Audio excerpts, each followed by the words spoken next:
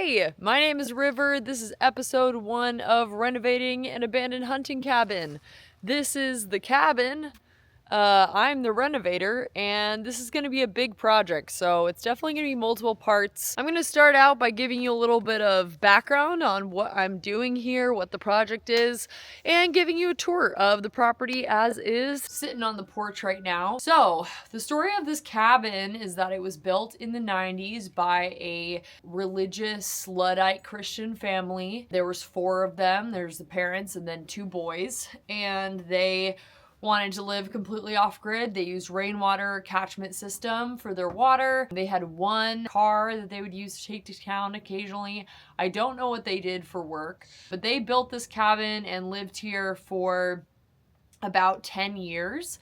And then they sold it and left. The guy who bought it decided to use it as his hunting cabin, and he would come up on the weekends to hunt a couple times a year. And then his health took a turn and he stopped coming entirely. So for the last 5 years, the cabin has been abandoned. Nobody's been maintaining it. Nobody's been doing anything with it. And he sold it to the family whose property I live on. It is adjacent to their property. This cabin's on a 10-acre parcel. Their property is 65 acres, and they wanted to buy it in order to expand their property. And I moved on to their property with a used 19-foot yurt back in June. I still live in the yurt, and I am renovating the cabin as much as I can. It is probably going to be torn down eventually, but it'll give me extra space for a couple years at least while I save up money to build my own natural building on the property to be my own house. I'm basically renovating the cabin so that I can use it as sort of like my recreational space, my living room. I'm still going to be sleeping in the yurt, and I will be fully living in the yurt while I'm renovating this, which is going to take a couple months probably. But once it's like up to a decent living condition, I'm going to be sleeping in the yurt, but doing a lot of my cooking and living stuff in the cabin. It's about an 8-minute walk in between them. And in the spring or maybe early summer, when it's a little bit drier out, I'm going to build another platform for the yurt next to the cabin and move my yurt over here so that the yurt is closer by, which will be more convenient. And the yurt will be my bedroom. It's a lot smaller and better insulated than this cabin, so it's a lot easier to heat that at night than to heat up this entire cabin. But I'll be able to have friends sleep in here when they come visit me. Right now, I don't really have anywhere for friends to stay. I've had a couple friends crash on my couch in the yurt or tent camp next to the yurt in the summer. But yeah, since we're about to hit the rainy season, having stuff like this big covered porch and the inside space is going to be awesome. I'll be able to get out more of my crafting stuff.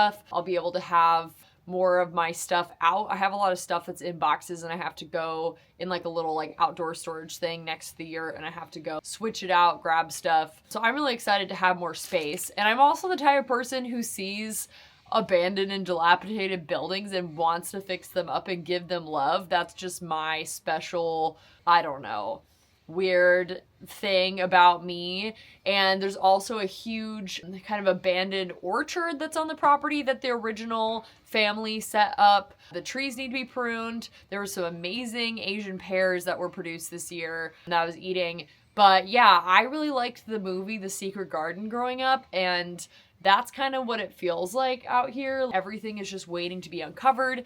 I'm also super into gardening, so I'm going to, after I finish the house stuff, be putting in a huge garden with a lot of hugelkultur beds where I can grow my own food. In general, because this property is new addition to the bigger property of the family that I'm living on, I'm just gonna have more freedom to be able to do more stuff with the land over here than in the area where I have my yurt set up, which is already being managed by the family, and they don't really want me to grow anything outside of containers or make too many changes to the land. So I'm gonna have some more freedom over here. You can't really tell because it's cloudy right now, but the abandoned orchard area that I'm in, where I'm gonna set up the garden, gets a lot of sun because they kind of cleared out this little area of trees. Yeah, it's been weird not having a garden since I moved in to the yurt. There's a big garden on the property that I volunteer at and get some free food from, but that's,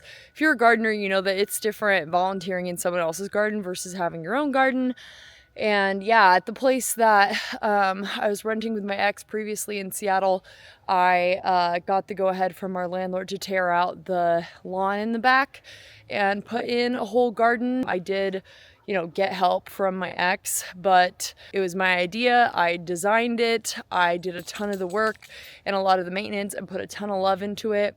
And the garden really kept me sort of like tied to that house for a long time. And I'm really excited to do a new design and put in a new garden here, which is going to be even more epic because there's way more room and it's going to be surrounded by, you know, all these beautiful trees and whatnot. And I'll be able to look at it from my porch of the hunting cabin. I'm just super stoked to have a new project to work on and to also be able to work on a space that has windows so that I can have some natural light in the winter. If you watch my yurt tour video, my yurt does not have windows and it doesn't even have a skylight. Well, the skylight doesn't have any weatherproofing, so it's completely dark in there, which hasn't been that big of a deal when I'm spending most of my time outside. And I always will spend most of my time outside, but it's gonna be really nice to have some more space with light. There's a trail that goes back to the main property, a footpath, and then there's also its own driveway. So I drove my car up in here today to be able to bring cleaning supplies. There's an outhouse on the property. It's not as cute as my other outhouse by the yurt, but there's an outhouse over here. And it has 2 stoves, a wood stove for heating and a wood stove for cooking, which is really cool. And the sink doesn't go into a bucket like the one in my outdoor kitchen at my yurt.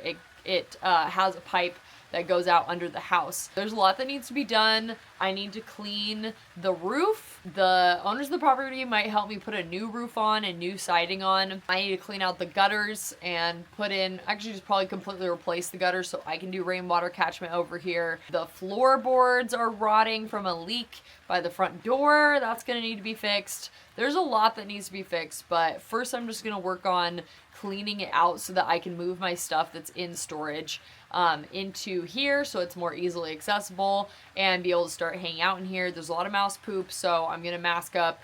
I can't remember what it's called, but there's disease you can get or illness you can get if you breathe in a bunch of mouse poop, so we don't want that. Yeah, it's gonna be just like a big work in progress, and eventually I'm gonna be, you know, hanging up art, decorating, thrifting furniture, and I want to bring you along for the whole process because right now you might be thinking, wow, this is like such a rundown shack. I can't believe you're gonna try to like live in here in any capacity, but I promise you by the time you're done you're gonna be like, wow, so dreamy, wow, so cozy. I promise you, I got the magic touch when it comes to decorating, homemaking, making spaces feel good. So let's get in there, let's get started. It's a big project, let's go.